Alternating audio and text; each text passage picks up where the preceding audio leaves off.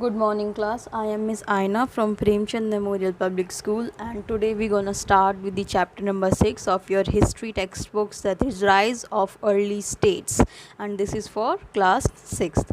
So you must have studied in the previous classes that the evolution of history started with the Vedic people and with the Vedic era. So what happened? The people of Vedic era lived in the northwestern parts of the India. So what they did, they moved from northwestern parts to eastward and southward. And what were the basic reasons for that?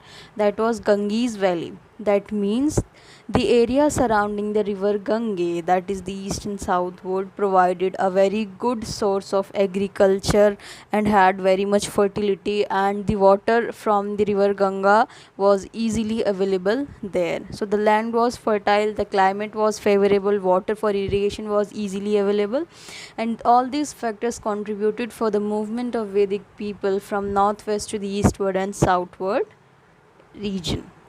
Now, urbanization. What is urbanization? Urbanization is settlement into larger constituencies.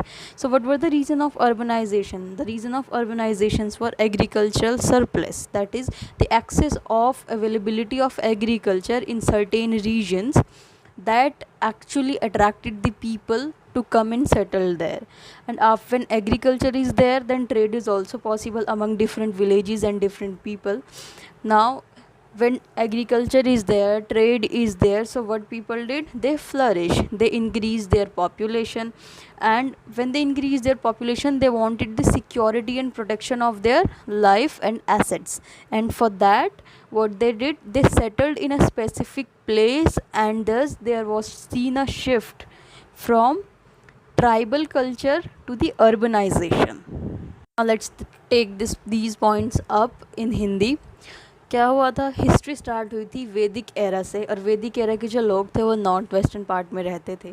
फिर जैसे जैसे आगे बढ़ी, जैसे जैसे duration और eras आगे बढ़े, तो वो नॉर्थ वेस्ट से ईस्ट और साउथ की तरफ आकर सेटल हो गए. उसके पीछे क्या रीज़न था?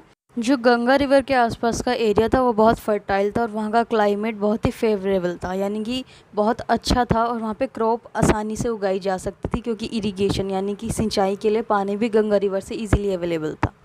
तो ये रीज़न था उनके शिफ्टिंग का. अब अर्बनाइजेशन क्या होता है? अर्बनाइजेशन होता है किसी भी एक एरिया और टेरिटरी में आके उसको इनहेबिट करना, यानी कि उसमें रहना और खुद को डेवलप करना, अलग अलग प्रैक्टिसेस को डेवलप करना. अब रीज़न क्या था अर्बनाइजेशन का? रीज़न था एग्रीकल्चरल सरप्लस, यानी कि खेती में, कृषि विज्ञान में सफलता पाना. और दूसरा था जब खेती बाड़ी बढ़ गई तो उस वक्त क्या हुआ, ट्रेड भी बढ़ गया, यानी कि आपस में एक्सचेंज भी बढ़ गया. जैसे जैसे ट्रेड बढ़ा, लोग आपस में एक दूसरे के साथ वार्तालाप करने लगे, इंटरेक्शन बढ़ गया. इंटरेक्शन बढ़ गया तो पॉपुलेशन बढ़ गई, पॉपुलेशन बढ़ गई तो फिर जिस जगह पे लोग रह रहे थे, जहाँ पे उन्होंने अपना पूरा परिवार स्थापित कर लिया था, उस जगह की सिक्योरिटी और प्रोटेक्शन के लिए उनको अपने जीवन में बहुत सारे चेंजेस लाने थे. और वो चेंजेस क्या थे? ट्राइबल, यानी कि घुमक्कड़ प्रजाति से अर्बनाइजेशन, यानी कि एक जगह सेटल होने पे उन्होंने ज़्यादा फोकस किया. Let's move on to the next topic, that is emergence of rulers. So around 600 BCE there were recorded 60 towns and cities, and there at that time, at that period, there was a shift from Jana, that is tribe, to the Janapadas, that is the whole territory, from the tribal institution to inhabiting a complete territory is what we call as shifting from Jana to Janapadas. And there was a shift from Raja. What happened at the time of Jana? Raja was someone who was a leader of their particular tribe, so he was appointed as the king or the leader. But when the territories, that is Janapadas, were established, so the Raja was considered to be the person who was a sacrifice doer, that is the person who could sacrifice something, be it money, be it property, be it various yags, was considered to be the king or the Raja. So the very famous sacrifice of that time was Ashwamedh Yag. So what is Ashwamedh Yag? You must have studied in the Ramayana that a horse was set free by the ruler or by the king of a particular territory, and whoever stops that horse, he actually accepts the challenge of making the war with that particular ruler to whom that horse belonged. That was called Ashwamedha Yagna. So the Ashwamedh Yagna was a very complicated and was considered to be one of the biggest yagya or the biggest sacrifices. So what happened, the king had the central power, or the king was the central point, and he was very powerful to organize that yagya. And Shudra was a committee, Shudra was a group of people, community, that were not included, that were not allowed to witness that yagya, and Vaishya community had their access to the yagya just to see that, just to spectate the yagya and to offer some of the gifts to the king also. And the Ashwamedh yagya was a very expensive and extravagant yagya that included hordes of priests, that means a large amount of priests. Now, what are Janapadas? Janapadas are, we have already seen what Janapadas are, but again, the permanent settlement in a geographical area, that is the permanent settlement on an area on the earth that give that area a particular identity on the basis of that clan or confederacy of clan is known as Janapadas.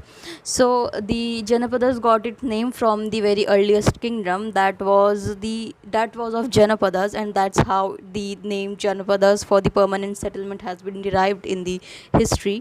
And the earliest state system was seen in the 6th century. And the very earliest state system means the progress from urbanization to the rulers and to the Janapadas, that gives a perfect blend of political, economic and social reforms and strategies, gives rise to the state systems. And the very first state system was seen in the 6th century.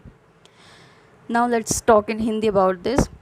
तो 600 BCE पहले around records में लिखा हुआ है कि 60 towns यानी कि 60 town और सिटीज़ थे, और जना यानी कि ट्राइब से जो शिफ्ट हो गया था वो जनपदास में शिफ्ट हो गया था. यानी कि पहले क्या होता था कि कोई भी ट्राइब एक पर्टिकुलर जगह पे थोड़े टाइम के लिए रहा और उस ट्राइब के लीडर को उन्होंने राजा माना और कुछ दिनों के बाद वो वहाँ से चले गए. इस तरह का कल्चर था. लेकिन बाद में क्या हुआ 600 BCE के आसपास कि एक पूरा ट्राइब मिलके एक पूरी टेरिटरी, एक पूरे जियोग्राफिकल रीजन को आके घेर लिया, उधर ही रहे. फिर वहाँ से वो गए नहीं और उधर ही उन्होंने अपने सारे स्टेटमेंट्स और स्ट्रैटेजीज़ बनाई, और उसी के साथ उन्होंने वहाँ पे एक राजा को अपॉइंट किया. और वो राजा कौन था? वो सेक्रीफाइस के बेसिस पे होता था. जो जितना ज़्यादा सेक्रीफाइस कर सकता था वो ही ट्रेंड था और वही उसी को राजा चुना जाता था. तो जो सबसे बड़ा सेक्रीफाइस माना जाता था वो अश्वमेध यज्ञ था. उसमें क्या था, जो किंग था वो मेन पावर थी, और किंग ही उस यज्ञ को ऑर्गेनाइज़ करता था, जिसमें एक घोड़ा जो कि राजा का शाही घोड़ा होता था उसको छोड़ दिया जाता था पूरे एरिया में, और वो घूम के वापस आता था. तो जब वो घूम रहा है और उस वक्त उसको घोड़े को किसी ने रोक लिया, तो इसका मतलब है कि जिसने रोका है वो जिस किंग का वो घोड़ा है उसके साथ वॉर करेगा, और जो जीतेगा फिर उसकी टेरिटरी उसकी हो जाएगी. ठीक है, ये था. तो अश्वमेध यज्ञ में बहुत सारे पंडित की ज़रूरत होती थी, बहुत सारा खर्चा होता था, बहुत सारे लोगों को देखने के लिए बुलाया जाता था, और उसमें वैश्य कम्युनिटी के जो लोग होते थे उनको बुलाया जाता था. लेकिन जो एक कम्युनिटी थी शूद्र, उनको अश्वमेध यज्ञ से दूर रखा जाता था, क्योंकि उनको एक अच्छी कास्ट या एक अच्छा कम्युनिटी नहीं माना जाता था, इसलिए उनको अश्वमेध यज्ञ की सारी चीज़ों से दूर रखा जाता था. अब जनपदस क्या होता है? परमानेंट सेटलमेंट, यानी कि परमानेंटली आप आए और एक जगह पर रह गए.